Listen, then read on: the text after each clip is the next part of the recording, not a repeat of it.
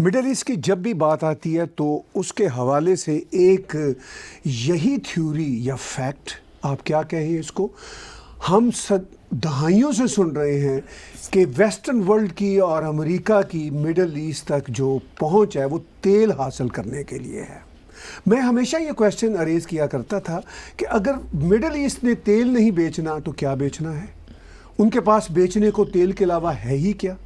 लेकिन जो extreme left के लोग हैं या जो इस्लामिस्ट लोग हैं उनका यही कहना था, ओहो ये तो अमेरिका इराक जा रहा है, ईरान के पीछे है, ये तेल पे कब्ज़ा करना चाहता है।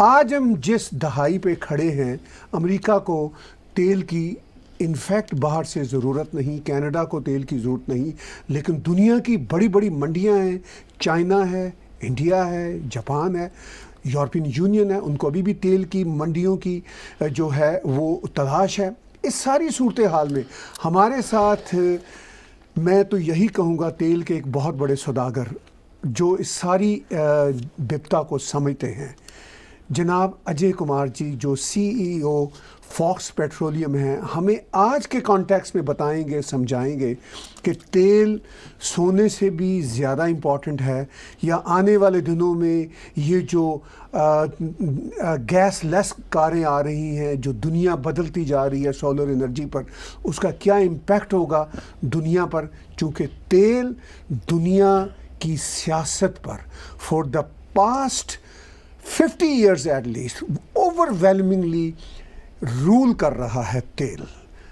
अब हम एक दहाई से देख रहे हैं कि डायनामिक्स चेंज हुए हैं। मैं वेलकम करता हूं ब्रेन बस में डॉक्टर रणवीर शारदा जी हमारे साथ हैं और इसके साथ साथ अजय कुमार जी, CEO फॉक्स पेट्रोलियम। इससे पहले कि मैं डॉक्टर शारदा जी को गुफ्तगू में लाऊं, अजय भाई, पहला सवाल मेरा वही है जो मैंने इंट्रोडक्शन दिया, क्या तेल तक पहुंच जो है वेस्टर्न वर्ल्ड की, यही टारगेट आज भी है जो पहले हुआ करता था?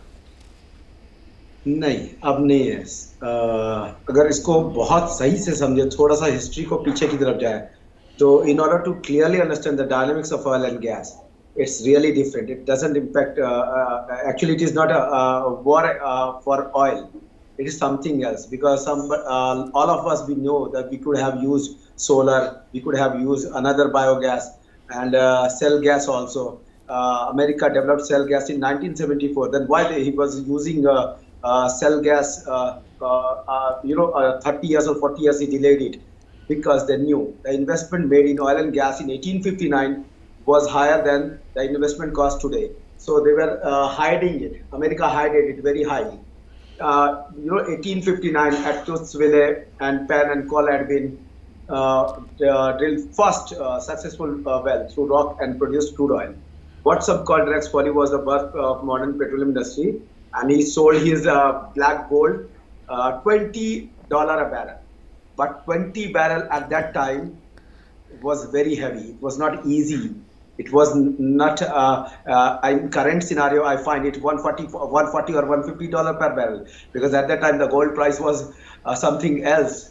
And now current situation, if you will calculate, it should be $147. Now we are selling the oil in a cheapest way. America doesn't need,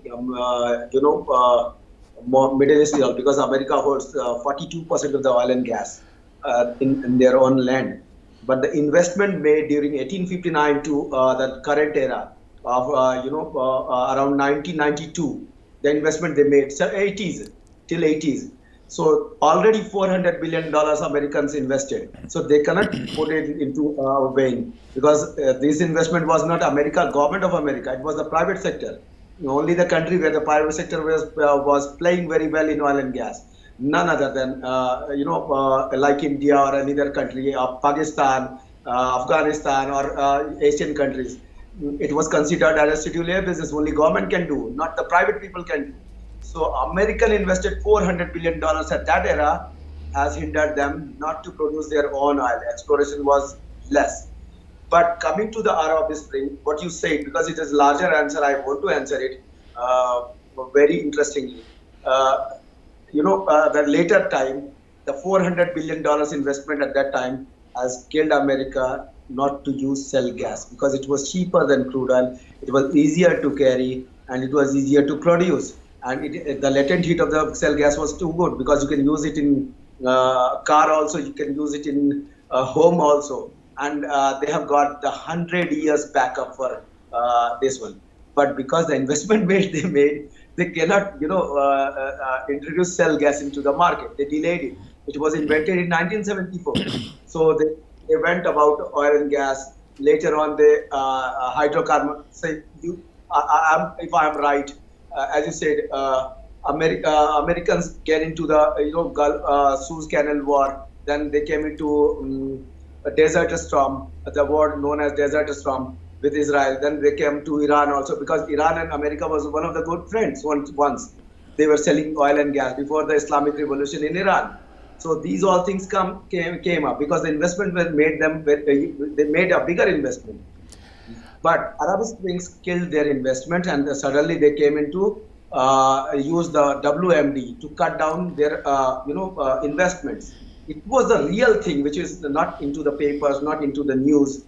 WMD was just a joke to cut down their investments and private investor to get out from the this Middle East era. It was not an actual war. WMD was used as a tool to cut down their investments in Middle East. खुशी की बात है हमारे साथ खुशी की बात है हमारे साथ अजय कुमार जी सीईओ फॉक्स पेट्रोलियम के हैं। दुनिया में डिफरेंट जहाँ पर भी ऑर्गेनाइजेशंस इनको बुलाती हैं वहाँ पर स्पेशल इनसे लेक्चर देती हैं। अजय जी, एक तो मैं रिक्वेस्ट करूँगा कि थोड़ा सा हिंदी का इस्तेमाल भी ज़्यादा करें ताकि हमारे जो दर्शक हैं वो हिंदी और इंग्लिश का मिक्स हो सके। मैं एक सवाल है अजय कुमार जी, जो है ना, इनको जब पार्लियामेंट में बजट पेश होता है तो बड़ी मज़े की बात यह है ताहिर साहब कि इनको ये पेट्रोलियम से बिलोंग करते हैं, इनको एज ए चीफ गेस्ट वहाँ बुलाया जाता है कि आप बजट के ऊपर अपना एनालिसिस जो है साथ साथ, आपको पता है बजट उधर चल रहा होता है, इधर एनालिसिस चल रहा होता है। तो ये मतलब लोकसभा के वहाँ टीवी पे बैठे होते हैं। जी ऑफ कोर्स, मतलब तेल इकोनॉमी का एक बहुत बड़ा पिलर है। इन्होंने ना बात की कि पहली बार टेनेसी में फर्स्ट टाइम जो ऑयल निकला, लोकसभा में टेक्सास में निकला पहली बार, if I am not wrong जी, वो टेनेसी में ऑयल निकला था जिसको ब्लैक गोल्ड कहते हैं। वो $20 का मतलब ये है कि आज के टाइम पर वो कम से कम $20,000 पर बैरल आज के टाइम पर जी। अच्छा, फिर आपने एक क्वेश्चन बहुत बढ़िया किया कि देखो जी, लोग कहते हैं कि अमेरिका जो है वो ऑयल के लिए जा रहा है, इराक ईरान। आज जो सऊदी अरेबिया वाले पैसे कमा रहे हैं, कुवैत वाले पैसे कमा रहे हैं, यूएई वाले पैसे कमा रहे हैं, वो अगर वेस्टर्न वर्ल्ड की इन्वेस्टमेंट वहाँ पर ना जाती, हाँ जी, अगर वहाँ पर BP वाले ना जाते, शेल वाले ना जाते, अगर वहाँ पर ये एसओ वाले ना जाते, दूसरे ना जाते, तो उनका ऑयल जो था वो ज़ीरो था, क्योंकि they did not have the money at that time to invest.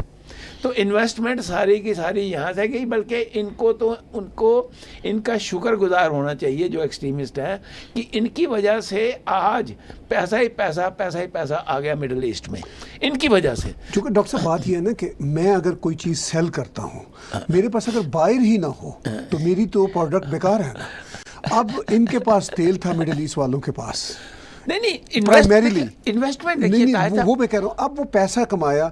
अब देखिए उनकी स्मार्टनेस देखिए, वो अजय साहब पैसे को डाइवर्ट कर रहे हैं। अब वो जो कहते हैं ना कि एक ही बास्केट में सारे अंडे नहीं रखने।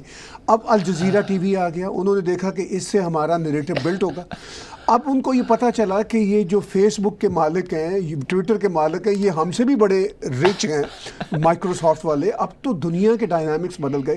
तो आपको एहसास होता है कि ईरान में, मिडिल ईस्ट में अजय साहब, ये कोई अब वाकई ही एक नई अवेयरनेस हो इन्वेस्टमेंट के लिए कि ठीक है हम एनर्जी से पैसा कमा रहे हैं, लेकिन हमने यही पैसा अब आगे इन्वेस्ट करना है मीडिया में, सोशल मीडिया में, ताकि हम और आगे ग्रो करें।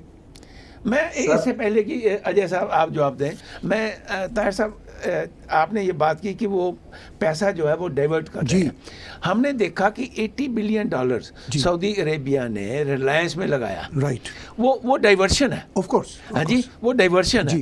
तो अब अजय जी, वो मैं उधर एक पॉइंट क्लियर करना चाहता था। आप चलिए, हिंदुस्तान में तो 80 बिलियन आ गया, हाँ जी, रिलायंस के पास। और कितना पैसा कहाँ से आ रहा है, ये आप बताइए अब ताहिर साहब को, हमारे व्यूअर्स को बताइए। ऑयल बिजनेसमैन जब पैसा कमाता है सर, तो बहुत इंटरेस्टिंग चीज है। ऑयल बिजनेसमैन डाइवर्सिफाई बहुत करता है। गुड। ऑयल बिजनेसमैन अगर $100 इस साल, अगर 10 बिलियन डॉलर कमाया, जैसे मैं इस साल $12.5 बिलियन लगाऊंगा वर्ल्ड वाइड, $12.5 बिलियन। इस मंदी के दौर में $12.5 बिलियन लिक्विड कैश सिर्फ ऑयल में नहीं कह सकता कि मैं लगाऊंगा, नहीं तो और कोई इंडस्ट्री नहीं है। हाइड्रोकार्बन बिजनेस का एक गेम बहुत बड़ा है। वो जब कमाता है तो वो रियल एस्टेट वाले को देता है, वो कमाता है तो सरकार को भी देता है, और वो कमाता है तो अदर चीजों में भी इन्वेस्ट करता है।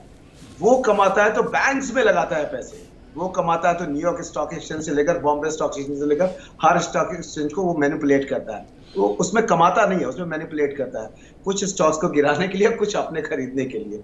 तो ये गेम तो माइनस प्लस वाला तो मुझे बिजनेसमैन है तो करेगा, लेकिन जो आप कह रहे हो कि $80 बिलियन यहाँ आ गया, ऐसा है नहीं। होता क्या है कि सऊदी इन्वेस्टमेंट जो है गवर्नमेंट की इंटरेस्ट के ऊपर था कि किस में लगाएंगे। तो सऊदी ने वैल्यू किया कि चलो रिलायंस हमारे लिए बेस्ट पार्टनर होगा या और भी कोई बेस्ट पार्टनर होगा, वो गवर्नमेंट बताती है। यहाँ एक प्रॉब्लम इंडिया में क्या है, गवर्नमेंट डिक्लेयर्स कि ये कंपनी में लगाने हैं, गवर्नमेंट ये नहीं बताती कि किस, मतलब कहाँ कहाँ और भी लगा सकते हैं आप। गवर्नमेंट उन्हीं को इनवाइट करती है जिनके साथ गुड बुक्स होते हैं, चाहे वो कोई भी गवर्नमेंट हो। इंडिया गवर्नमेंट में पिछली गवर्नमेंट रही है तो भी उनके भी अपने लीग थे, इनके भी अपने लीग है, and we are out of the league. So we are the best people, we are working abroad in 23 countries, so we are not taking investment, we are giving the investments. So like me, I'm going to Afghanistan also. Nobody wants to go to Afghanistan, but Herald oil and gas field has $3 trillion economy. If I go there, I'll go to curb the terrorism, because we will put them into the job. We'll give them money not for only to produce the oil and give it to me and sell it to someone else. हम क्या करेंगे, उन्हें काम पे लगाएंगे। हम India से import नहीं करेंगे लेबर, उनकी लेबर लोकल है, उन्हीं को ट्रेन कीजिए, उन्हें इस्तेमाल कीजिए। लाइक डरबन में हमारा प्लान है कि डरबन वाला और बड़ा करने वाले हैं। हमारा प्लान अल्जीरिया के लिए है, हमारा प्लान थोड़ा बहुत कनाडा के लिए है।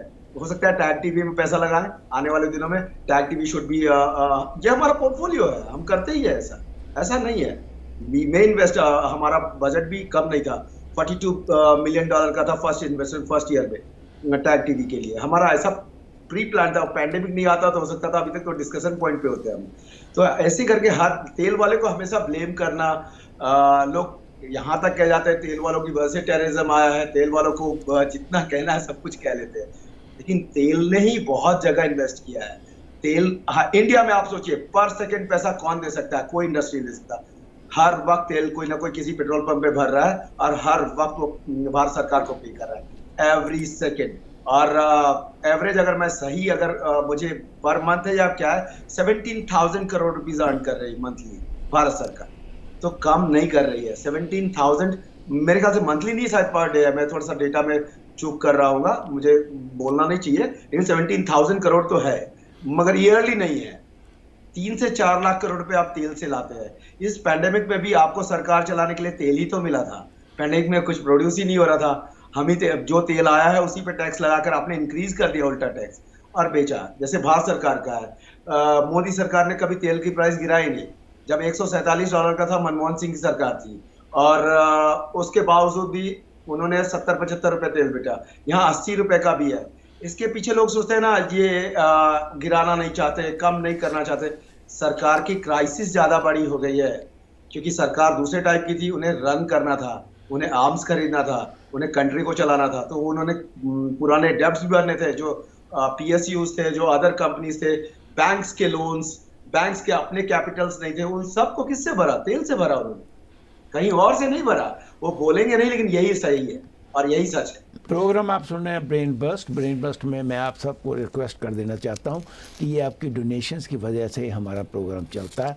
आप ज़रूर tagtv.info पर जाके आजकल किसी भी कार्ड से आप डोनेट कर सकते हैं। वाइल ड्यूरिंग चैट आप हमेशा paypal.me/tagtv इंटरनेशनल पर जाके भी डोनेट कर सकते हैं।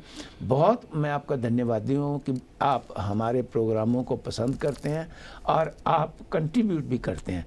लेकिन रिक्वेस्ट यही है कि जैसे मैंने पिछली बार भी कहा था, please contribute as much as you can. Tell your friends, tell your relatives to not only donate but at the same time subscribe करिए यूट्यूब के ऊपर। जब तक आप सब्सक्राइब नहीं करेंगे, इसकी ऑडियंस जब तक नहीं बढ़ेगी, तब तक इसकी इम्पोर्टेंस नहीं बढ़ेगी। आपने आगे इसकी इम्पोर्टेंस बहुत बढ़ा दी है। अभी अजय जी ने कहा कि वो भी सोच रहे हैं कि टैग टीवी को कैसे हेल्प करें। तो इसी तरीके से मैं भी आपको ये रिक्वेस्ट करता हूँ कि प्लीज़ ज़रूर अपना डोनेशन के साथ साथ अपने दोस्तों, मित्रों, रिश्तेदारों सबको बताइए, वो वॉच करें प्रोग्राम को और इसको सब्सक्राइब करें। जो सबसे बड़ा ताहिर साहब क्वेश्चन है जो मैं पूछना चाहता हूँ, जी ज़रूर पूछिए। हाँ जी, मैं ये पूछना चाहता हूँ कि इस वक्त अजय साहब ये ईरान की सिचुएशन जो है और चाइना की सिचुएशन, ईरान और चाइना की जो सिचुएशन है, ये एक मुझे लगता है दोस्त भी हैं और हो सकता है एक दूसरे के अगेंस्ट भी हों। तो वो जो दोस्ती का चक्कर है, जो वहाँ पर पाकिस्तान में इन्होंने बंदरगाह बना दी, ईरान जो है वो दुखी है, लेकिन ईरान का ऑयल जो है वो चाइना को बिक रहा है। तो ये आने वाले टाइम के ऊपर देखिए, हिंदुस्तान में सबसे पहले डुबड़ीगढ़ में, असम में ऑयल का रेलवे लाइन बना रहे थे वो असम में, तो वहाँ पर ऑयल मिल गया। आज तक असम में सबसे पहली एशिया में जो बनी थी रिफाइनरी आज तक चल रही है। 1900 आप बता रहा 1902 या 1907 में ये था इशू हुआ। आप बताइए जी, आप बताइए ताहिर साहब, उसके बाद जी और जी असम नहीं, वेल नंबर 1 भी वहीं पर है। हाँ जी, पहला कुआं वेल नंबर 1 भी डिगबोई में है और 1901 में डेवलप हुआ। लेकिन एक स्टोरी आपको पता होनी चाहिए, वो मेरा सवाल ये है कि उसके बाद असम में कहते हैं जहाँ पर एक बार ऑयल मिल जाए वहाँ पर और भी ऑयल होता है, उसकी क्या वजह कि वहाँ पर और डेवलप नहीं हुआ? सर, गवर्नमेंट एक्सप्लोरेशन, भारत सरकार में कोई एक्सप्लोरेशन पॉलिसी स्पेशल नहीं है और फॉरेन इन्वेस्टर शेड्यूल ए बिजनेस की वजह से पिछले उस टाइम में कुछ लोग ही कर पाए और फियर फैक्टर था कि पैसा लगाएंगे और पैसा नहीं मिलेगा। लेकिन उस जमाने में बर्मा जो आज ब्रिटिश पेट्रोलियम है, एक्चुअली तो बर्मा पेट्रोलियम है जो भारत में एक्सप्लोरेशन करती रही है 1973 तक। बाद में वो ब्रिटिश पेट्रोलियम हुई है। 1971-72 तक भी बर्मा पेट्रोलियम जो है बीपी नहीं हुई थी, बाद में बीपी हुई है। तो ये जो वहां का, और भारत सरकार के पास 92, आप तो बहुत ज्यादा जानते हैं सर, 92 तक अपने यहाँ लिबरलाइजेशन नहीं हुआ था, ना बाहर वालों का पैसा आ रहा था ना जा रहा था। लिबरलाइजेशन के लिए थैंक्स तो कहना ही चाहिए नरसिम्हा राव जी को, किसी भी पार्टी से थे लेकिन स्टार्ट तो उन्होंने ही किया था। So we must be thankful to him. Petroleum policy आज भी क्लियर नहीं है। चाइना के पास अच्छी पेट्रोलियम पॉलिसी है, हमारे पास आज भी नहीं है। Pradhan has been the best man in Modi government, इसलिए नहीं मैं ऑयल एंड गैस में हूँ तो तारीफ कर रहा हूँ, बट उसने सिलेंडर दिया लेकिन पेट्रोलियम पॉलिसी ठीक वो भी नहीं कर पाए। 73 साल हो गए, आज भी नहीं है। करना क्या है ये पता नहीं है, इन्वेस्टमेंट किस बेस पे आएगा ये पता नहीं है, बट उनको पता है जिनको इन्वेस्टमेंट लाना है। तो या तो आपकी गवर्नमेंट लिंक अच्छी हो तब इंडिया में इन्वेस्टमेंट्स होगी। इसीलिए असम पिछड़ गया सर। असम में बहुत ऑयल है, असम में ऑयल इतना है, अगर एक्सप्लोरेशन सही से करे। थोड़ा डिस्क्रीट लोकेशन है, टेररिज्म था, उल्फा ने तो पहले भी पाइपलाइन उड़ाया है। हम पहले भी, मैंने अभी आपसे बात हुई हो, किसी से बात हुई होगी तो मैंने कहा उल्फा ने पहले भी टेररिज्म का काम किया था, पाइपलाइंस उड़ा दिया था, रिफाइनरी में आग लगा दिया था एक जगह, और जैसे वर्ल्ड में होता है टेररिस्ट करते हैं। तो वो उन चीजों की वजह से भी शायद एक्सप्लोरेशन नहीं किया गया होगा उस टाइम में। फियर फैक्टर था, इन्वेस्टमेंट्स नहीं आई, या इंडियन गवर्नमेंट की कंपनी क्यों नहीं गई ये मुझे नहीं पता, मगर गवर्नमेंट की कंपनी, प्राइवेट इन्वेस्टर्स को भी चांस नहीं मिला, क्योंकि ऐसा कोई क्लियर कट पॉलिसी नहीं है। जो वो कह रहे हैं वो उनकी वेबसाइट पे भी है, जब मुझे समझ नहीं आए तो किसी और को समझ आएगी। अब इस पे तो नहीं कह सकता कि मेरी समझदारी बहुत अच्छी है, बट मुझे लगता है मुझे समझ नहीं आया उनकी पेट्रोलियम पॉलिसी। भारत सरकार की पेट्रोलियम पॉलिसी समझ में आई, भारत सरकार का पेट्रोलियम एक्शन प्लान समझ में आया, सिलेंडर दिया घरों में, माँ बहनों के आंखों से आंसू पोछा, ये तो बहुत समझ में आया। This was a Nobel job. But अगर कोई कहे कि पेट्रोलियम पॉलिसी है भारत में, तो पाकिस्तान जैसा ही हाल है, कोई ऐसा खास नहीं। ईरान और चाइना का जो रिलेशनशिप है उसमें आने वाले टाइम के ऊपर उस पे आता हूँ, ईरान और चाइना वाले पे। आप ईरान और चाइना की रिलेशनशिप को, ईरान ने हमेशा इंडिया को बहुत अपर हैंड दिया था, लेकिन हमें या तो चूज करना पड़ेगा अमेरिका या ईरान। हमने इस बार हथियार के नाम पे ईरान चूज किया, लेकिन हम भी अपॉर्चुनिस्ट है, हमने पहले भी ईरान को चूज किया था। जब हमें जैसे मौका मिला, ये डिप्लोमेसी का पार्ट है, लेकिन इंडियन बिजनेसमैन के लिए ईरान में बहुत रेस्पेक्ट है। हो सकता है अमेरिका में एक बार कम भी हो, लेकिन ईरानियन मुझे लगता है पर्सनली, मुझे लगता है कि अगर मुझे चूज करना पड़े ईरान और अमेरिका में बिजनेस के लिए, तेल का बिजनेस के लिए स्पेशली, तो मैं ईरान जाऊंगा, अमेरिका नहीं आना पसंद करूंगा। अगर तेल का बिजनेस हुआ, कैपिटल मार्केट होगा, तो मैं अमेरिका जाऊंगा, क्योंकि पैसा कहां से लाऊंगा फिर ईरान में इन्वेस्ट करने के लिए। तो कैपिटल तो अमेरिका में है, तेल ईरान में है, तो अनफॉर्चुनेटली एक ना एक दिन इन तीनों की बाइंडिंग्स होनी बहुत जरूरी है, so that you can get the good oil, quality oil, not all the oil. All the oils are not good.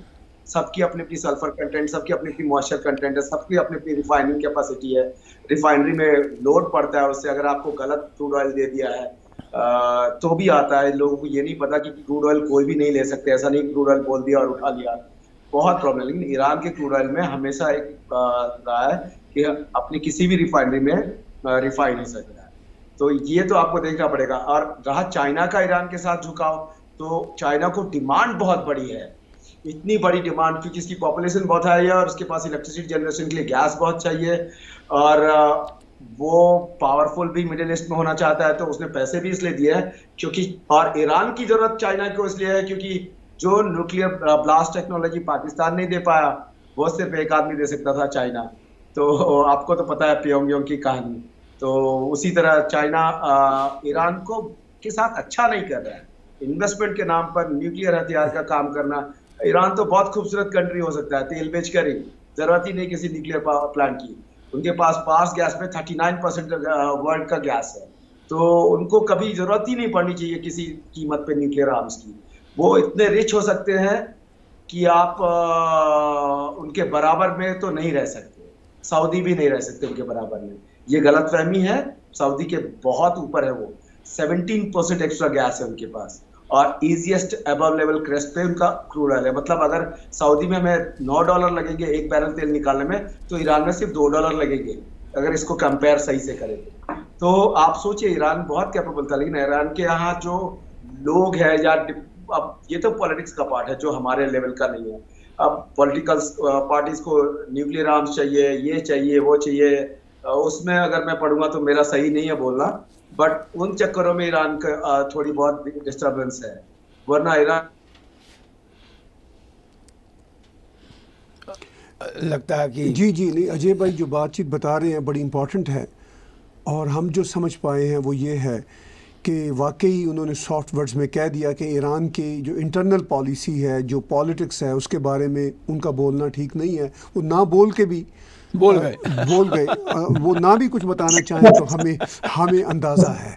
हम आर्म्स के जी, और उनको गैस मिलेगा, और न्यूक्लियर ब्लास्ट टेक्नोलॉजी, उनको न्यूक्लियर आर्म्स तो कादर खान ने दे दिया था, न्यूक्लियर टेक्नोलॉजी दे दिया था, लेकिन ब्लास्ट कंट्रोल्ड ब्लास्ट टेक्निक नहीं था। राइट, तो उसके चाइना ही दे सकता था उनको। वो तो आप इंडिया से मिल इजराइल की ईरान के साथ जो एक इंटेलिजेंस की जंग है, वो तो न्यूक्लियर पे ही है। और वो हमारे दोस्त तारिक फता अक्सर कहा करते हैं कि वेस्टर्न वर्ल्ड को खामखा ही ईरान का ज़्यादा खौफ है, उससे ज़्यादा खौफ तो पाकिस्तान का होना चाहिए। लेकिन खैर ये नहीं, पाकिस्तान के पास 100-150 एटम बॉम्ब हैं, उसका ज़्यादा होना चाहिए। तो चलिए ये अपनी जगह पे है, लेकिन ईरान में बदकिस्मती से आप नहीं कह सकते, मैं कह सकता हूँ, मैं ईरान कई बार गया हूँ, अब नहीं जा रहा, तो वहाँ पे जो रजीम है वो ह्यूमन राइट्स का ख्याल करें। ईरानी जो लोग हैं मुस्लिम वर्ल्ड में सबसे ज़्यादा प्रोग्रेसिव हैं, लेकिन बदकिस्मती से उनकी रजीम जो है वो पता नहीं किस तरह सोचती है। हम ये हर तरह की रजीम से चाहते हैं, हम ईरानी रजीम से भी रिक्वेस्ट करते हैं सॉफ्ट वर्ड्स में कि जनाब आपका सर्वाइवल भी इसमें है कि आप दुनिया के साथ कंपैटिबल होकर चलें, ये आपके भी भले में है। खैर ये तो अपनी जगह पे मसला है। अब ये बताइए कि जो जहाँ से हमने बातचीत शुरू की थी कि जो तेल की सियासत ज़्यादा हो रही है, कारोबार तो तेल का जितना होना है वो होना ही है, चाइना को जितना तेल चाहिए वो तो लेना ही है उसको कहीं ना कहीं तरीके, चाहे वो रशिया से लें, चाहे ईरान से लें, चाहे अरब कंट्री से लें। लेकिन ये जो आगे वहाँ पे उस इलाके में स्ट्रेटजीज़, क्वाड की स्ट्रेटजीज़ बन रही है, चाइना का एग्रेसिवनेस चल रहा है, इसमें तेल भी बहरहाल अपना पार्ट प्ले करेगा। तो मतलब आप बताइए। इसको थोड़ा सा आप बढ़िया समझ सकते हैं, क्योंकि आप दोनों ही आदमी बहुत मजे हुए हैं जियोपॉलिटिक्स के ऊपर। तो मैं अगर कहूँ तो जियोपॉलिटिक्स 1904 में अगर वर्ड कॉइन हुआ है डिक्शनरी में, तो गलती हो गई। रियल में आप दोनों के सामने कॉइन हुआ है। आप दोनों ही बहुत सही से समझते हैं जियोपॉलिटिक्स, बहुत बेहतरीन। ये geopolitical game of oil and gas है जी। आप किसी को फ्रेंड बनाते हैं, तेल देते हैं। आप दुश्मनी करते हैं तो तेल का पैसा भी मांगते हैं और लोन का पैसा भी। ये तो आपको पता है, पाकिस्तान के लिए कह रहा हूं मैं। जब दुश्मनी करते हैं तो तेल भी, गैस भी बंद कर देते हैं और पैसा भी मांगते हैं। उसी तरह ईरान के साथ भी हुआ है। कभी अमेरिका उसका दोस्त रहा है, कभी ये आज चाइना उसका दोस्त रहा है। चाइना दोस्त होने के साथ साथ चाइना अपनी प्रेजेंस दिखा रहा है, जो जियोपॉलिटिक्स का पार्ट है। तेरा गैस लूंगा और तुम्हें पैसे दूंगा। ये जो टेक्निक है, बहुत गंदी टेक्निक है। बिजनेस को पॉलिटिक्स में मिक्स किया चाइना ने। और चाइना को पता था पैंडेमिक के बाद उसकी हालत बहुत खराब होने वाली है। तो ये सारी डीलें अगर 1.5 साल पहले की, तो इसका मतलब चाइना ने वुहान वायरस क्रिएट किया है। सारी डील पहले की है, आज की कोई भी डील नहीं है। पीपल शुड अंडरस्टैंड कि तेल क्यों खरीदने गए थे वो। कभी चाइना नहीं आए, चाइनीज प्रीमियर। उनको जाने की ऐसी जरूरत क्या पड़ गई थी कि उस टाइम में वो गए, और गए भी नहीं। उन्होंने बहुत सारे कमिटमेंट किए हैं। $400 बिलियन का अपर फंड क्रिएट किया है और डिलीवर भी किया है, जिसमें से 190 तो उन्होंने डिलीवर किया है। और डिलीवरी भी नहीं की है। गैस के पैसे, अभी तक गैस नहीं उठाया है, सिर्फ उसको अपने पास क्रेडिट लाइन में रखा है गैस को। तो इसका मतलब बहुत बुरा गेम था, क्योंकि उनको पता था पैंडेमिक के बाद उनकी हालत बहुत खराब होने वाली। सऊदी देने वाला नहीं था, क्योंकि American influence in Saudi is big, very very big. Qatar was trying to give, but Qatar को शायद अमेरिकन वार्निंग थी और उन्होंने भी गैस के लिए हाँ नहीं भरा। तो उनके पास एक ही सोर्स था, रशिया और ईरान। रशिया को लिमिटेड सोर्सेज देना था। रशिया अपनी डायरेक्ट सेलिंग नहीं कर रहा है चाइना को। रशिया जो भी कर रहा है सिंगापुर से दे रहा है। सिंगापुर का कोई भी वायर खरीद के किसको बेचता है, रशिया को मतलब नहीं। रशियन पॉलिसी ये कहती है। इसका मतलब आप रशिया में एक कंपनी फॉर्म कीजिए, गैस खरीदिए, ऑयल खरीदिए, और चाइना की रिक्वायरमेंट पर ईयर की बहुत ज्यादा है, भारत से 3 गुना ज्यादा है। उसे 10 कंट्री घूमना पड़ेगा। तो उसने सबसे बेस्ट पार्टनर चुना ईरान को। ये इनकी दोस्ती का नतीजा, क्योंकि इकोनॉमी बैठ जाती है। वैसे भी इकोनॉमी ऑडिटेड नहीं है चाइना की, तो इतना डरने की जरूरत नहीं है इंडिया को और अमेरिका को। America will be super power. कभी सेकंड थॉट तो मैं नहीं लेता, हो सकता है कभी कभार मैं गलत भी हो जाऊं, लेकिन चाइनीज इकोनॉमी इज अनऑडिटेड। तो पीपीपी बहुत ज्यादा हाई है, लेकिन उन सबको चलाने के लिए उसे सिर्फ हाइड्रोकार्बन चाहिए। और हाइड्रोकार्बन बेस्ड इकोनॉमियों की सबसे बड़ी तड़प क्या है, अगर आप बायर हैं तो भी मर रहे हैं और सेलर है तभी मर रहे हैं। छोटा सा इस्लामिक रिवोल्यूशन हो गया तो भी आपकी शॉर्टेज हो जाएगी, क्योंकि आप याद कीजिए सूज कैनल वॉर वाले में इजिप्ट की ओनरशिप हो गई, सबने हंगामा किया, 7 साल भुगता लोगों ने। फर्स्ट ऑयल शॉक भी, उधर लड़ाई होती है, पूरी वर्ल्ड भुगतती है। पैसा दूसरे का लगा हुआ है, इनका भी नहीं लगा हुआ है। मैंने फिर कहा, आपको पहले भी कहा था, $400 बिलियन उस जमाने में अमेरिका ने लगा दिया मिडिल ईस्ट वगैरह में। तो वो अपनी इकोनॉमी को सेव करने के लिए बहुत दिन वॉर करता रहा। तेल was not, WMD was a reason to avoid private investor तब तक, लेकिन देर हो चुका था, क्योंकि प्राइवेट इन्वेस्टर्स दूसरी जगह से भी घुस चुके थे। इटाली से घुस चुके थे, जर्मनी से घुस चुके थे। उससे ज्यादा बुरा तो क्या, ब्रिटेन के पैसे बहुत लग गए थे। तो बहुत लोग उसमें साथ नहीं देना चाहते थे। WMD was a myth, WMD था ही नहीं इराक में, क्योंकि अगर ओपेक फॉर्मेशन हुआ तो बगदाद में हुआ 1960 में। ब्रेन बस में आप सुन रहे हैं डॉक्टर अजय कुमार जी को। डॉक्टर अजय कुमार जी जो हैं वो CEO हैं फॉक्स पेट्रोलियम के। और जैसे कि मैंने आपको पहले रिक्वेस्ट की कि आप हमें डोनेट करें, आप YouTube पर जाएं, जो कि आप YouTube पर प्रोग्राम देखते हैं, वहाँ पर आपको एक डोनेट का बटन मिलेगा। आप tagtv.info पर जाके, ये हमारा वेब पेज है, tagtv.info पर जाके आप डोनेट का वर्ड को जो है वो डोनेट करिए। किसी भी कार्ड से आप जो है वो पे कर सकते हैं। सेकेंडली, अगर आप क्वेश्चन पुट करना चाहते हैं, हमारे जो आज चीफ गेस्ट हैं मिस्टर अजय कुमार, तो आप ताहिर साहब को वो क्वेश्चन जो है वो भेज सकते हैं, ताकि हम क्वेश्चन भी उनसे लेना शुरू करें। पेपाल वाइल लाइव प्रोग्राम जितने भी यहाँ पर होते हैं, मेरा ख्याल मंडे, वेडनेसडे और फ्राइडे को जो लाइव प्रोग्राम होते हैं, उसमें आप पेपाल के थ्रू भी पे कर सकते हैं। तो आप हमेशा याद रखिए ये प्रोग्राम आपका है, ना तो ये ताहिर साहब का है, ना मेरा है, ना किसी और का। आपका प्रोग्राम है और आप ही इस प्रोग्राम को आगे बढ़ाएंगे, आप इस प्रोग्राम को ऊपर लेके जाएंगे, आप इस प्रोग्राम को नंबर 1 शिखर पर लेके जाएंगे, जो इस वक्त है भी, लेकिन और भी बढ़िया बनाएंगे। मैं चाहूँगा ताहिर साहब भी 1-2 मिनट कुछ इसके बारे में कहें कि आने वाले फ्यूचर में वो टैग टीवी के ऊपर क्या करना चाहते हैं, ताकि हमारे दर्शक जो हैं वो अप टू डेट रहें। डॉक्टर साहब बहुत शुक्रिया, अजय भाई बहुत शुक्रिया, आप जुड़े हुए हैं। आपकी बात सुनना चाहता हूँ पहले।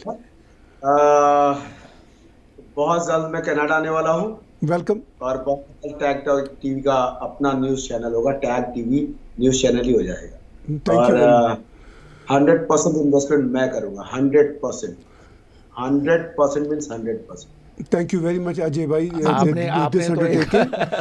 हम हमारा प्लान यही है और हम शुरू भी कर चुके हैं। हम प्लान पे बिलीव नहीं करते, हम एक्शन पे बिलीव करते हैं। हमने अब तक ये एक्शन किया कि 2 टैग टीवी के, मैं आपको भी बता रहा हूँ, अपने दर्शकों को भी बता रहा हूँ, 2 टैग टीवी के 24/7 न्यूज़ चैनल ऑलरेडी हैं। हमारी ऐप्स आप डाउनलोड कीजिए, टैग टीवी और टैग टीवी इंटरनेशनल के नाम से। अब हम एक इंग्लिश का इंक टीवी लॉन्च कर चुके हैं। ये नहीं है कि हमारा प्लान है, हम उसमें लॉन्च कर चुके हैं। मैं सिर्फ अभी इतना हिंट दूंगा, बहुत सारी बातें हम डिस्क्लोज़ नहीं करना चाह रहे होते। वो जो लॉन्च कर चुके हैं वो प्योर अल जज़ीरा का ही एक स्टाइल में, लेकिन हमारे अपने स्टाइल में होगा। हम उसको लॉन्च कर चुके हैं। 24/7 हमारा टारगेट है कि वो इस स्प्रिंग तक हो जाएगा। जो भी बहन भाई हमारे साथ मिलेंगे तो भी होगा, नहीं भी मिलेंगे तो भी होगा, क्योंकि हमने जब तय कर लिया तो उसको एक्शन में लाना है। चाहे काफ़िला जैसा भी बने, हमने उसको लेके चलना ही चलना है। तो व्यूअर्स, जैसा कि डॉक्टर शारदा बता रहे हैं कि आप हमारे साथ हमेशा जुड़े रहिए। दुनिया का बड़े से बड़ा मीडिया, CNN हो, अल जज़ीरा हो, बड़े से बड़ा मीडिया जो बड़ी बड़ी कॉरपोरेशनों के बड़े बड़े डोनेशन पे चलता है, हम सिर्फ आपकी डोनेशन पे चलना चाहते हैं। अभी आप हमें अपना दे रहे हैं साथ, आपका साथ और बढ़ेगा। डॉक्टर अजय कुमार जी जिस तरह कह रहे हैं, हम मिल के चलेंगे, डेफिनेटली मिल के चलेंगे। आने वाला समय हमें किस तरफ लेके जाएगा ये हम भी देखेंगे, आप भी देखेंगे। सवाल लेना शुरू करते हैं व्यूअर से। डॉक्टर अजय एक बहुत ही बिजी पर्सनैलिटी हैं, बहुत कम वक्त दे पाती हैं, इनकी बहुत गहरी नज़र है। अगर हमारे सामने क्वेश्चंस आ रहे हैं तो हम चाहेंगे कि वो क्वेश्चंस डॉक्टर अजय के साथ भी शेयर करें और मैं और शारदा जी भी उस पर लें। इससे पहले के सवालात सामने आए, अजय भाई एक बात आप बताइए, मेरा सवाल एक और है कि इस वक्त जो कोविड की सिचुएशन है, जब कोविड शुरू हुआ मार्च अप्रैल में, तो दुनिया भर में गैस की प्राइसेस जो थी ना, वो बिल्कुल नीचे चली गई, बुरी तरह नीचे गई। प्रेसिडेंट ट्रंप ने उस वक्त कहा कि ये बहुत ही अहम वक्त है हमारे लिए परचेज़ करने का। जैसे स्टॉक एक्सचेंज नीचे गिरती है तो दुनिया के जो बड़े बड़े जो इन्वेस्टर्स हैं वो ख़रीद लेते हैं, जो समझदार इन्वेस्टर्स हैं। तो प्रेसिडेंट ट्रंप का ये कहना था कि हमारे पास जगह नहीं है ऑयल को अब मज़ीद स्टॉक करने की। तो प्रेसिडेंट ट्रंप का वो जो ट्वीट था वो रियलिटी थी, या प्रेसिडेंट ट्रंप के जो ट्वीट अक्सर होते हैं हम शक में रहते हैं कि वो क्या है? नहीं, प्रेसिडेंट ट्रंप कोई भी प्रेसिडेंट है, प्रेसिडेंट ऐसे नहीं बोल सकता। राइट। प्रेसिडेंट ट्रंप ने बहुत सही कहा, नेचुरल गैस किसी डब्बे में लोड नहीं हो सकता, उसके लिए क्रायोजेनिक टैंकर चाहिए। -162 डिग्री सेल्सियस पे वो ट्रेवल करता है, तो इतना इजी नहीं है। वो सही कह रहे थे, इतने क्रायोजेनिक टैंकर्स नहीं होंगे उनके पास नेचुरल गैस स्टोर कर ले। तो बिल्कुल सही था। क्रूड ऑयल के लिए भी एक बीमारी ये है कि आप कितना स्टोर कर सकते हैं, बंकरिंग इतनी है नहीं। जैसे आप तो चलो प्रेसिडेंट ट्रंप की बात मैं उनको बहुत सही तरीके से जानता हूँ। बिना एक गोली चलाए $3.18 ट्रिलियन का चाइना को हिट दिया है, ऐसा भी प्रेसिडेंट हुआ है। और जॉर्ज बुश जो थे उन्होंने वॉर किया $10.5 बिलियन का, और इतनी गोलियां चली, मिला कुछ नहीं। तो एक बिना बुलेट चलाए $3.18 ट्रिलियन का थ्रस्ट दिया चाइना को। ये थोड़ा कैलकुलेट करते सर, मिल जाएगा आपको स्टोरी। उन्होंने बहुत अच्छा भी काम किया है, कोई प्रेसिडेंट बुरा नहीं है, अपनी कंट्री के लिए तो हमेशा ही हर प्रेसिडेंट अच्छा है। लेकिन ऑयल इकोनॉमिक्स उन्होंने बहुत सही कहा था कि स्टोरेज के लिए जो गैस का नेचुरल गैस का स्टोरेज है तो इजी नहीं है, वो किसी डब्बे में सिलेंडर में स्टोर होने वाला नहीं है। उसके लिए क्रायोजेनिक टैंकर चाहिए, क्रायोजेनिक इन्वायरमेंट चाहिए, लोडिंग एंड अनलोडिंग भी बहुत इनोवेटिव टेक्नोलॉजी चाहिए। ये इस टेक्नोलॉजी पे नहीं होती। एलपीजी नहीं है कि आप सिलेंडर में लाए और रख लिया।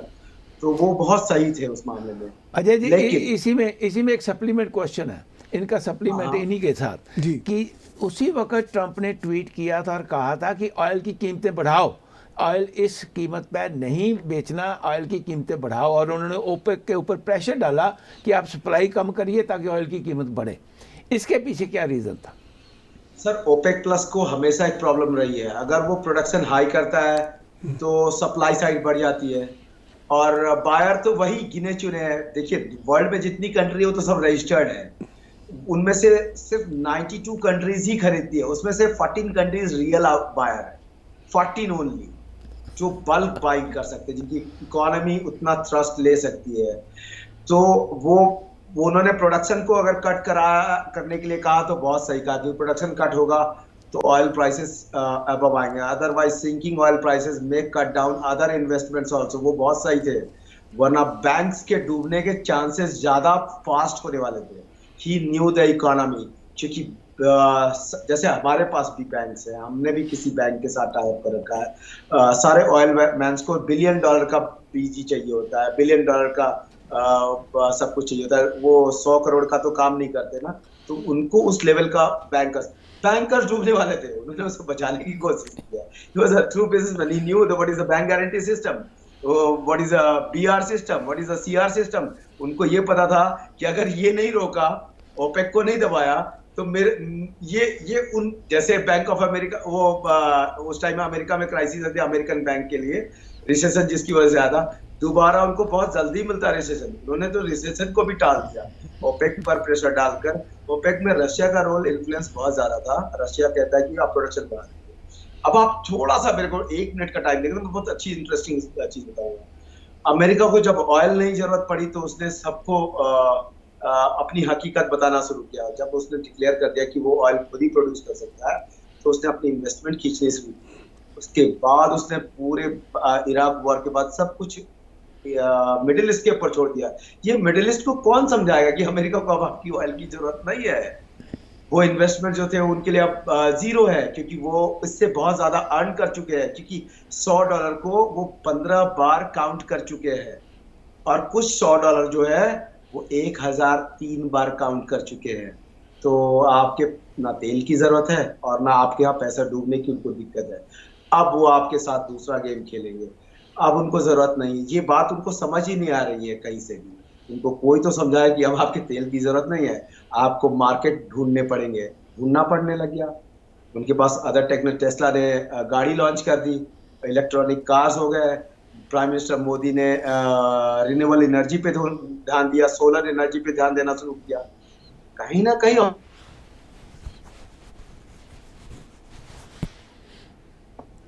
जी बहुत अहम बातें अजय भाई बता रहे हैं। जी जी। और काफी am I audible? जी जी बिल्कुल बिल्कुल। बीच में कहीं कहीं ग्लिच आती है 1-2 सेकंड की, तो आपकी आवाज़ पहुंच रही है। लेकिन जो आप बात कर रहे हैं, मैं सिर्फ उसमें इजाफा करना चाहूँगा। Personally on many notes, not all but on many notes, I am a fan of president Trump. ये मैं खुलेआम कहता हूँ, क्योंकि उन्होंने जिस तरह बहुत सारी मैं चूँकि बहुत सारे थिंक टैंक्स के साथ वाबस्ता हूँ, मेरा अपना भी एक छोटा सा थिंक टैंक है, हम बहुत अंदर जाके डिटेल में जाके चीज़ें देखते हैं। जो हमें सबसे बड़ी इंपॉर्टेंट बात लगी ड्यूरिंग द पास्ट 4 years कि वो कॉन्फ्लिक्ट्स क्रिएट किए बगैर उन्होंने बहुत सारी चीज़ों को टोन डाउन किया। ये चीज़ें लोगों को समझ नहीं आ रही। हमें ये पता है, मतलब इवन अमेरिका के सेंसिटिव इदारों से भी हमारे थिंक टैंक्स की कम्युनिकेशन होती है, दे अंडरस्टैंड इट, ठीक है। लेकिन वो पॉलिटिकली इतना बड़ा वहाँ पे प्रेशर होता है अमेरिका में, वो पॉलिटिकल गेम की वजह से सदर ट्रंप को एक बुरे शख्स के तौर पर पेंट किया जाता है। That's fine, now he lost the election, what ever the reason, things move on. अब ये जो नई एडमिनिस्ट्रेशन आएगी, इससे पहले कि हम क्वेश्चन लेना शुरू करें, आप अमेरिका की नई एडमिनिस्ट्रेशन के ज़माने में ऑयल से रिलेटेड पॉलिसियाँ क्या देखते हैं? इट्स अ बिग क्वेश्चन, आपने सही पूछा। डॉक्टर सादा सर एग्री नहीं करेंगे क्योंकि आप ट्रंप को लाइक करते हैं। सादा सर एग्री यंग मैन है। वो ट्रंप ने बहुत लोगों को बिना बुलेट चलाए, एक गोली नहीं चलाई, हर जगह हिट किया है। सादा सर को एंग्री यंग मैन की तरफ फाइटिंग पसंद है, लेकिन हमें लगता है कि Trump was a good man in some cases. Like war उनका चॉइस अल्टरनेट चॉइस रहा है, मेन चॉइस नहीं रहा है। तो मैं बहुत पसंद करता हूँ उनको भी, मैं भी। लेकिन जो बाइडेन बहुत मजे हुए पॉलिटिशियन है, बहुत मजे हुए। उनको पता है कि कब क्या कहना है, क्योंकि उनके सामने भी चुनौती कम नहीं है। गैस मार्केट है, ऑयल मार्केट है, एलएसी है इंडिया का, तिब्बत है, और सबसे बड़ा क्या है कि उनको चाइना सप्लाई रोकना है।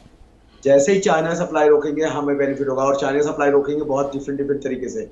वो वॉर करते हैं, वो डिप्लोमेसी लेते हैं, वो कतर को प्रेशर देते हैं, ईरान को सैंक्शंस लगाते हैं, रशिया पे सैंक्शन लगाते हैं। करना तो उनको पड़ेगा ही, क्योंकि every dollar going to Pakistan from India is like a feeding terrorism.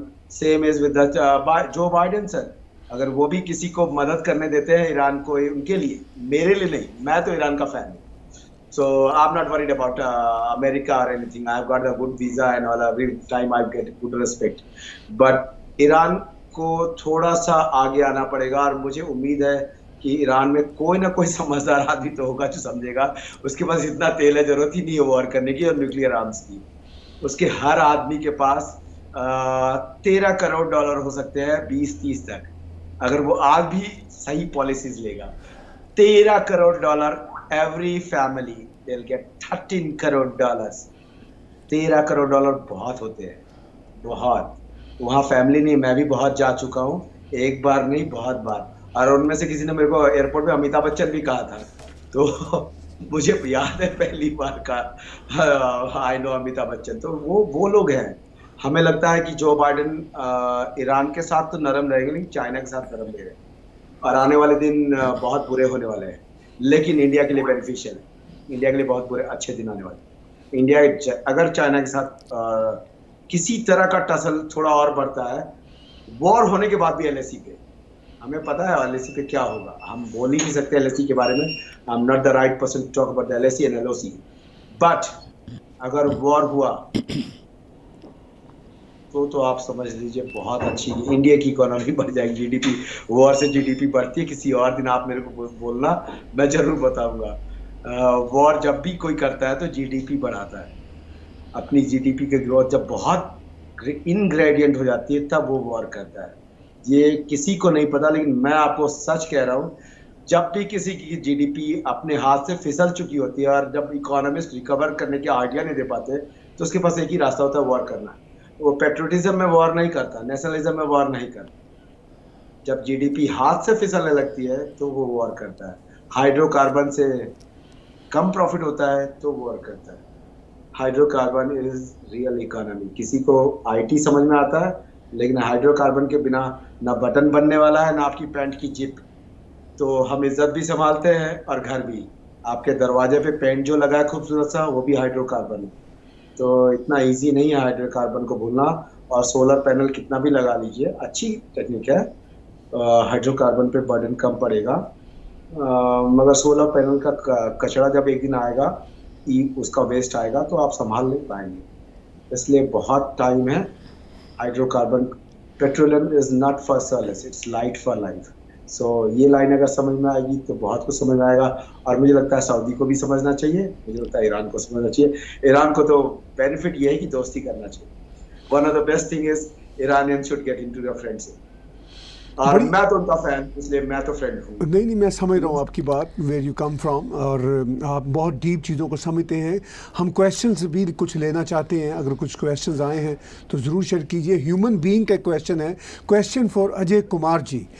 Are major oil and gas petroleum corporations also going to diversity into wind, solar, battery technologies, fuel cells, biogas, etc.? तो जी अजय भाई, आप क्या समझते हैं, इस question को कैसे लेते हैं?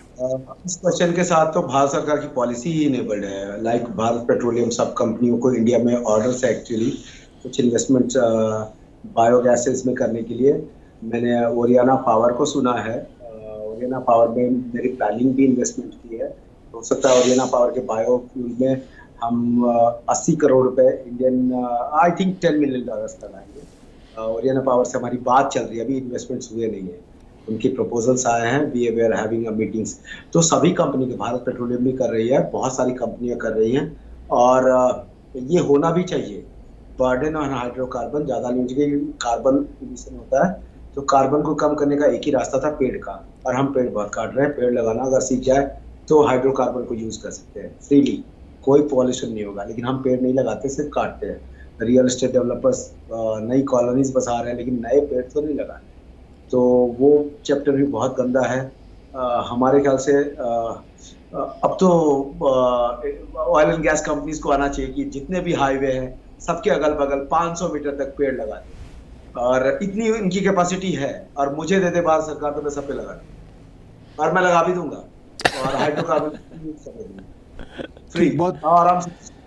बहुत अच्छी बायोगैस बात। की भी, बायोगैस पे आपने बहुत सही कहा, बायो उसने जो उन्होंने क्वेश्चन पूछा है, बायोगैस पे इन्वेस्टमेंट बहुत ज़रूरी है, और ज़रूरी है क्योंकि इजीली अवेलेबल भी है, रिच अच्छी है, उसकी स्टोरेज की प्रॉब्लम नहीं है, नेचुरल गैस की स्टोरेज की। हम जब एलएनजी गैस टैंकर्स बनाने शुरू करेंगे तब तो हम पेट्रोल एलएनजी गैस स्टेशंस बनाने शुरू करेंगे, अभी आया नहीं कि हम नेचुरल गैस पे गाड़ियाँ चलाएं।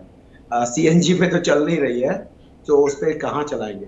लेकिन जो जिसने पूछा है, आई सपोर्ट, और किसी के पास प्रपोजल होगा तो AK@foxfilm पे भेजो, हम देखेंगे, शायद हम भी इन्वेस्टमेंट कर दें आपके यहाँ।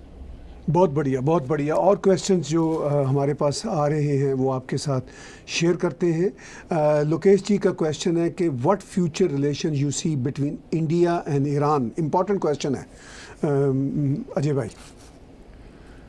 अब इसके ऊपर तो मैं ये कहूँगा कि कभी अमेरिका भी ईरान का दोस्त बहुत अच्छा था, बहुत अच्छा। आई थिंक इससे बेहतर रिलेशनशिप नहीं हो सकता कि ईरान ने ही 1976 तक, अमेरिका ने 1976 या 1995 तक उनके न्यूक्लियर प्रोग्राम को रिलेट किया। इसका मतलब अमेरिका वॉज कन्विंस्ड। तो इतने अच्छे रिले, लेकिन इंडिया के साथ क्या है कि इंडिया में पॉलिसी चेंज ऐसे होते हैं, आज गवर्नमेंट बदल गई, कल ईरान दोस्त हो गया, कल गवर्नमेंट बदल गई, अमेरिका के साथ हम लग गए, तो हमारा ईरान दुश्मन हो गया। हमें अपने प्रॉफिट्स के साथ अपना प्रॉफिट चुनना चाहिए, और मैं तेल वाला हूँ, मेरा प्रॉफिट है, और ये ताहिर सर को पसंद नहीं आएगा। नहीं, मुझे बहुत पसंद आ रही है बात, ये प्रोफेशनल बात है, ये अजय साहब प्रोफेशनल बात है कि जो काम आप करते हैं, पैसे कमाऊंगा तो सब जगह लगाऊंगा। तो आप ईरान और इंडिया की बात जब करेंगे तो कभी कभार प्रॉफिट एंड प्रॉफिट के बीच में रिफ्लेशन क्या होता है, भारी कहाँ पड़ता है, जब हम सेंटीमेंट्स की बात करते हैं।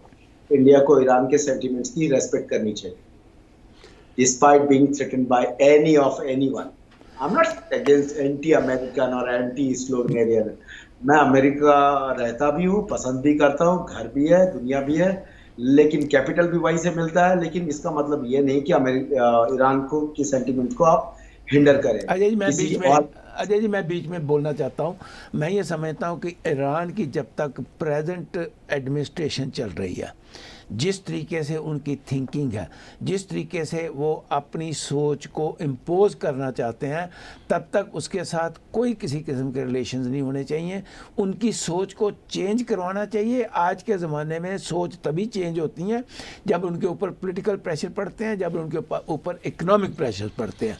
आज ईरान के ऊपर बहुत ज़्यादा इकोनॉमिक प्रेशर्स पड़े हुए हैं, उसके बावजूद भी वो हमेशा लड़ाई की बात करते हैं, वो हमेशा अमेरिका को तबाह करने की बात करते हैं, वो हमेशा कहते हैं कि इजराइल को हम दुनिया के मैप से ख़त्म कर देंगे। ठीक है, ईरान एट वन टाइम, लोग आप मानिए, मेरे बहुत पंजाबी दोस्त थे जिनका वहाँ पर बड़ा बिजनेस था ताहिर साहब जी, हाँ जी, and they were so happy. और ख़ास करके वो वहाँ का जो बताया करते थे कि लोग जितनी उनकी इज़्ज़त करते हैं। लेकिन इस वक्त जो ईरान की पॉलिटिकल सिचुएशन है वो इतनी ख़तरनाक है कि उस ख़तरे को कंट्रोल करना सबसे पहला काम होना चाहिए, ना कि ईरान के साथ आगे दोस्ती का। ये मेरा विचार है, हो सकता है अजय साहब इससे ना एग्री करें, लेकिन उनकी सोच बदलनी बड़ी ज़रूरी है। जी अजय साहब, ये इंपॉर्टेंट बात है, आप कैसे देखते हैं इसको? सर जो इस्लामिक रिवॉल्यूशन ईरान में आया वो 1979 में आया, बिल्कुल ठीक, लेकिन आप लोग उसमें से मिस कर गए एक चीज। हाँ। अमेरिका ने उसको, उस गवर्नमेंट को टपल किया था, और टपल अगर हिस्ट्री अगर सही है, फॉल्ट लाइन सही है, फॉल्ट ठीक लाइन बात आपके है, साथ ठीक कह रहे हैं। एजेंसीज वाले यूज करते हैं फॉल्ट लाइन। फॉल्ट लाइन अगर सही है तो मैं तो किताब ही पढ़ता हूँ, मुझे तो पता नहीं क्या होता है एजेंसीज और क्या है। बट एजेंसीज का एक चीज है, ट्रूथफुल, ट्रू डायरी तो ट्रू डायरी है। अमेरिका ने अपने बेनिफिट के लिए वहां सरकार गिराने की कोशिश की। अगर मैं कहूँ कि रिवोल्यूशन वहां साफ ईरान को वहां से डिपोज किया, तो ये भी अमेरिकन पॉलिसी थी कि बड़ा इन्वेस्टमेंट करेंगे, वो फेल रहा। CIA many times they failed. वो उनकी फेलियर का आप इतना बदला लोगे इतने लंबे टाइम तक ईरानियन के साथ, ये गंदा है, ये गंदा है। This is bad. ईरान को भी समझना चाहिए न्यूक्लियर पावर से कुछ मिलना नहीं है ना। भारत के पाकिस्तान के पास इतना बड़ा न्यूक्लियर पावर है, भारत पे कभी अटैक किया? हिम्मत भी कर सकता है इस जिंदगी में तो नहीं। और उनके न्यूक्लियर एसेट्स के ऊपर भारत की हर चीज पे निगाह है। मुझे जितना अगर मैं किताबें पढ़ता हूँ, नॉलेज रखता हूँ, तो मुझे पता है कि भारत सरकार hardly they'll take 8.138 minutes to counter nuclear power of Pakistan. So America तो बहुत बड़ी चीज है, अमेरिका को भी थोड़ी ह्यूमैनिटेरियन एक्टिविटी दिखानी चाहिए। They should have visited Iran. वहां पर इतने बुरे लोग नहीं है जितना आप कह रहे हो, या मतलब हम पैनल में दुनिया में जानते हैं। ईरान में इतने बुरे लोग नहीं है, सऊदी में इतने बुरे लोग नहीं है, सऊदी भी इतने अगेंस्ट में ईरान में नहीं है। हमने क्रिएट कर दिया है तो चल रहा है भाई, अब चल रहा है। और ये सब बिजनेस है, और प्रॉफिट इज माय प्रॉफिट, तो फिर ये लाइन सही है कि ईरान के साथ जो हो रहा है। लेकिन ईरान को संभलना हो, ईरान के पास चॉइसेस नहीं है। पीपल अच्छी ईज ऑफ लिविंग चाहिए, मोदी जी जो कहते हैं ईज ऑफ डिजिटल इकोनॉमी चाहिए, तो मोदी जी के साथ मिल जाइए। ताहिर साहब आपको एक सवाल, अजय जी, ताहिर साहब को सवाल पॉलिटिकल जी। इन्होंने कहा कि उसको इस वक्त ईरान को जो है जी वो संभलना चाहिए। मैं ये पूछना चाहता हूँ कि अमेरिका अगर एक तरफ से हट गया जी ईरान से, पिछले कई सालों से हटा हुआ, आज नहीं हटा हुआ, जब से इजराइल के बारे में बातचीत हुई है, अब चाइना बीच में आ गया। बताइए पॉलिटिकल सिचुएशन में है जी, वो कितना इम्पोर्टेंट है? देखिए दोनों बातें जो डॉक्टर साहब ने की, जो आपने की, मैं दोनों को किया है। मैं तो इतनी कहानी क्यों बताऊं? नेपाल में, आप इंडिया में पॉलिटिकल वैक्यूम है तो अपोजिशन है ही नहीं, आप इतनी दूर क्यों जाते हो? अपनी इंडिया के देख लो, पॉलिटिकल वैक्यूम है। Right. Nobody can stop mister prime minister, honourable mister prime minister Modi. There is no opposition, he defeated opposition very last. तो अपोजिशन खत्म करने के बाद जनता के हाथ में चाबी होती सर, और आप जैसे जर्नलिस्ट के हाथ में। जो आप बोलते हो हमारे पास वही सहारा है। तो ईरान में भी वैसा ही है। चाइना जैसे अमेरिका ने साथ छोड़ा ना, उसके पीछे वजह ये है कि हमारी इन्वेस्टमेंट तो डूब गई, वहां कोई फ्रेंडली माहौल नहीं है, इन्वेस्टमेंट डूब गई। अब चाइना वहां कह रहा है मैं इन्वेस्टमेंट कर दूंगा, लेकिन मेरे लिए ये करना। अब वो क्या सीक्रेट डील है वो तो मैं यहाँ नहीं बोल सकता, और मेरे को पता है। I knew it. Right. No, I totally understand. देखिए डॉक्टर साहब, जो आप भी पूछ रहे हैं, जो डॉक्टर साहब भी कह रहे हैं, मैं दोनों बातों को मिलाता हूँ। कंट्रोल न्यूक्लियर ब्लास्ट टेक्नोलॉजी की वजह से उसने बहुतों को छोड़ा और उनको चुना। ग्वादर पोर्ट की प्रॉब्लम भी और उसकी चाबार पोर्ट की प्रॉब्लम भी यहाँ से शुरू हुई है। Gwadar port was on the target of Iran. Chabahar port India के हाथ से निकलते निकलते फिर से आया है। आप समझिए तो सही। ठीक कह रहे हैं आप। लेकिन अगर ईरान न्यूक्लियर ब्लास्ट टेक्नोलॉजी से हटकर न्यूक्लियर का कोई मतलब ही नहीं है, किसी को कोई मार, उसका फायदा भी नहीं है कोई। तो इस चीज को समझ लेगा तो आपको पता रिचेस्ट कंट्री होगा। सऊदी से डबल इकोनॉमी है उनकी, वहाँ ठंडा भी है 17 डिग्री सेल्सियस है सर, बर्फ भी पड़ी है कुछ दिनों पहले। सऊदी में कभी बर्फ नहीं पड़ती, तेहरान में बर्फ पड़ती है। मैं भी था, बिना जैकेट के नहीं जी, पहली कंट्री थी मुस्लिम कंट्री जहाँ बिना जैकेट के नहीं निकल सकते। जहाँ प्राइम मिनिस्टर मोदी रहे, हम वहाँ 7 बार रहे। मोदी जी तो बाद में गए, जब वो बना था होटल तब हम गए। इसलिए हम कह रहे हैं वो कंट्री, वहाँ लोग पैट्रियट है, वहाँ लोग वैसे वाले नहीं है, सिविलाइज्ड है। आपको समझना चाहिए, ईरान को भी समझना चाहिए। बिल्कुल ठीक कह रहे हैं आप। रिलेशन है जिसको आप लोग भी वहाँ शो कीजिए, जिससे उनको समझा पाए। इसका कोई वैल्यू ही नहीं है, इसमें जो इन्वेस्टमेंट $500-700 लगेगा तो आप क्या दिखोगे पता है? नॉर्थ कोरिया, जिसने एक ड्रामा बना लिया है। आप नॉर्थ कोरिया मत दिखो, बहुत ओल्डेस्ट सिविलाइजेशन हो, 3000 ईयर ओल्ड। राइट। आप बोलो आपको जरूरत क्या है? इंडिया के साथ दोस्ती की है, कौन मारेगा आपको? राइट राइट इंडिया बगल में न्यूक्लियर पावर है, आपको वैसे भी ट्रीटी कर लेनी चाहिए बगल में। और इंडिया को बीच में आना चाहिए था कि दोस्ती कराने के लिए। जो ये डिप्लोमेसी है कि दोस्त को दोस्त नहीं बनाना है, ये खराब है। प्राइम मिनिस्टर मोदी को आगे आना चाहिए। मैं नहीं जानता प्राइम मिनिस्टर क्या करते हैं, मुझे इतनी नॉलेज नहीं है, लेकिन मैं चाहता हूँ कि prime minister Modi should take Iranian government in hand and make a friendship, क्योंकि ये पीस लाएगा, ये रिसेशन खत्म करेगा। नहीं तो अभी समझ में आएगा फरवरी मार्च में। अभी तो शुरू भी नहीं हुआ है, फरवरी मार्च में पर और बुलाइएगा, मैं पूछूंगा जो मैंने आज कहा है वो सही था या नहीं था। नहीं, आपको ज़रूर बुलाएंगे फरवरी मार्च में भी, ये आपकी बातें सुनेंगे। अजय भाई, अब हम कंक्लूड करते हुए, मैं जो डॉक्टर साहब ने बात की इस पर मैं ज़रूर कमेंट्री करूंगा कि ईरान के बारे में जो कह रहे हैं आप, मैं समझता हूं। मैं खुद होटल लाली तेहरान में कई बार ठहरा हूं, जो तेहरान में आर्ट गैलरी के साथ, और वो जो होटल लाली, जो अब उसका नाम पहले होटल इंटरकॉन्टिनेंटल होता हुआ करता था, मैं ठहरा हूँ, मुझे अंदाज़ा है उनकी सिविलाइजेशन का। ये सब जो है ना, अमेरिकन्स जो प्रेशर है, अमेरिकन्स को भी एनिमी चाहिए होते हैं वो अपने असले की फैक्ट्रियों के लिए, वो वी डू अंडरस्टैंड। ये सारे का सारा अब वो एक्शन और रिएक्शन बिल्ट हो रहा है। ईरान में भी मैं ये कहता हूँ कि ईरान से ज़्यादा डेंजरस नेशंस हैं इस दुनिया में, लेकिन चूँकि ईरान की ये ज़रूर रजीम की स्टुपिडिटी है कि वो ऐसे ही मर्ग बर अमेरिका हर नमाज पे कहते हैं, कोई ज़रूरत नहीं है। ठीक है जी, ज़रूर बात कीजिए। वो जो आप टेरेस देखते हैं टैंक घुमाते हुए, क्या वो ड्रॉप आउट ऑफ स्कूल है? नहीं है। वो आपने जब सिया और सुन्नी वाला गेम खेला, आपने डिवाइड किया। ठीक है, इसमें कोई शक वाली बात नहीं। जब आपने सद्दाम को जो भी किया है, मेरा डिसीजन नहीं है, मेरे को मेरा काम what Saddam did and what Saddam doesn't did. Right. But आपने उसके 17,000 फौजियों को निकाल दिया। राइट। आपको लगता है कि कोई टैंक रोड पर राउंड घुमा सकता है? राइट।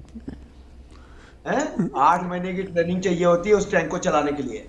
स्टिंगर मिसाइल क्या है, मामूली सा रोड छाप गुंडा चला सकता है? नो।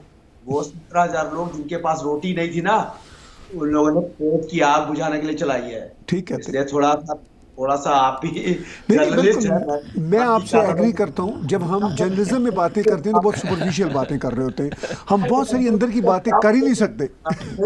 क्या है कि आप लोगों ने तो वो थर्मामीटर लगा रखा है, नीचे से निकाल लूंगा। वो घर मिसाइल चलाने के लिए बहुत कैपेसिटी चाहिए। ठीक है, बहुत धन्यवाद आपका। 30% जो लोग आर्मी से निकाल दी गए जी, उन लोगों ने आईसीस फॉर्म की है, वरना कोई नया लड़का टैंक को यू रोड पर घुमा दे, ऐसा थोड़ी ना होता है। ठीक है। आपको दे दूं तो आज तो अनलॉक भी नहीं होगा वो। आई नो, नहीं, हम तो उसको टच भी नहीं कर सकते। वो आप लोगों को बस में नहीं है, इतनी नॉलेज है। डॉक्टर साहब लिखते हैं, आप इतनी दुनिया देख चुके हो, फिर भी आप दोनों स्टिंगर मिसाइल टैंक नहीं चला सकते। नहीं, देखिए अजय भाई, वो पंजाबी का एक एक्सप्रेशन है, जिसका काम उसी को साजे। जी, गुर्बत को आप टेररिज्म से मत जोड़िए, हर बार टेररिज्म को गुर्बत से मत। गुर्बत एक ऐसी चीज है जिसका जवाब 2 हाथ और जगन्नाथ हमारे यहाँ कहते हैं। हम हिंदू हैं, 2 हाथ और जगन्नाथ साथ साथ हो, फिर तो देखिए घर में क्या खुशखबरी आती है। ठीक है, यही चीज लोग के साथ छीन ली गई है, अल्लाह का साथ और दोनों हाथ। बिल्कुल ठीक ली है आपने, इसलिए आप मत बोलिए कि वहां जो हो रहा है वो टेररिस्ट है। हर बार टेररिस्ट को इजी एक्सप्लेन मत कीजिए सर। नहीं, वेरी वास्ट वर्ड जो यूएन ने आज तक जवाब नहीं दिया, what is good terrorism and bad terrorism. ठीक है, सो हम लोग ना ही करें तो अच्छा है। सादा सर को गुस्सा मेरे पे बहुत आता है, मैं जब ऐसे बहुत क्लियर था टेररिज्म, मगर मैं आपको बताता हूँ हर कोई टेररिस्ट नहीं है मुस्लिम कंट्री। नहीं, 99.9% नहीं है, ये तो बात मैं ऊपर ही कहता हूँ। जो बेचारे बने हैं वो सर्कमस्टांसेस हैं, और उसमें बहुत सारी जो वजूहात हैं वो वेस्टर्न कंट्रीज़ की खुद हैं, ये मैं खुल के कहता हूँ। वो ठीक है सर, लेकिन अपनी भी एक सोच, फौज को ही छोड़ दिया जी, या गवर्नमेंट इराक में आपने 17,000 लोगों को निकाल दिया, वो कहाँ जाएंगे? राइट।